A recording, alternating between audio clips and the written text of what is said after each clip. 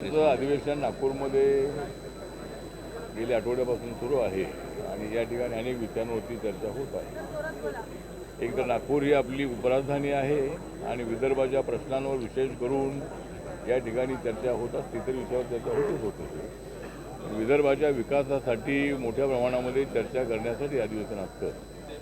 तर आज मी या ठिकाणी मारलेला आहे विधिमंडळाचा फेरफटका। मी आज विधिमंडळाचा मारलेला आहे फेरफटका कारण मला द्यायचा आहे ठाकरे बंधूंना झटका।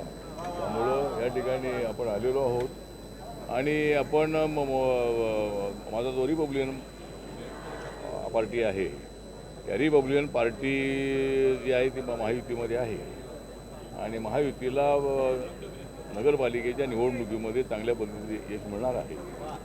जरी आम्ही एकमेकांच्या विरोधामध्ये लढलो असलो तरी आमचा जो कावा होता, आम्ही एकमेकांच्या विरोधामध्ये उभे राहिलो, पण नगर परिषदेमध्ये चर्चा फक्त आपल्या महायुतीची होती। त्यामुळं ठाकरे बंधूंची चर्चा नव्हती किंवा काँग्रेसची फार चर्चा नव्हती। त्यामुळे ते ठीक आहे। तर आता मात्र निर्णय घेण्यात आलेला आहे। देवेंद्र फडणवीस, एकनाथ शिंदे आणि अजितदादा पवार, रवींद्र चव्हाण यांनी चर्चा केलेली आहे आणि रिपब्लिकन पक्षाला सोबत घेऊन सगळ्या ज्या महानगरपालिकेच्या निवडणुका आहेत 29 महानगरपालिकेच्या निवडणुका एकत्रित लढण्याचं ठरलेलं आहे। त्याप्रमाणे त्याच्यामध्ये रिपब्लिकन पक्षाला आपला हिस्सा मिळावा। अनेक ठिकाणी रिपब्लिकन पक्षाची ताकद अनेक शहरामध्ये आहे, त्यामुळे रिपब्लिकन पक्षाला काही जागा मिळायला पाहिजे या दृष्टिकोनातूनही मी प्रयत्न करणार आहे। त्यामुळं आता हे अधिवेशन जे आहे ते आता उद्यापर्यंत आहे।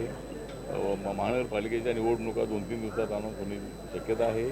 त्यामुळे मुंबईची महानगरपालिका जी आहे आमच्यासाठी अत्यंत अस्तित्वाची आहे आणि मुंबईमध्ये आणि सगळ्याच महानगरपालिका ज्या आहेत, जिल्हा परिषद आहेत, पंचायत समिती आहेत, त्या सगळ्या एकत्रितपणे लढण्याच्या संबंधाचा निर्णय झालेला आहे आणि त्यामुळं महायुतीला प्रचंड अशा पद्धतीचं यश या स्थानिक स्वराज्य संस्थांमध्ये मिळणार आहे।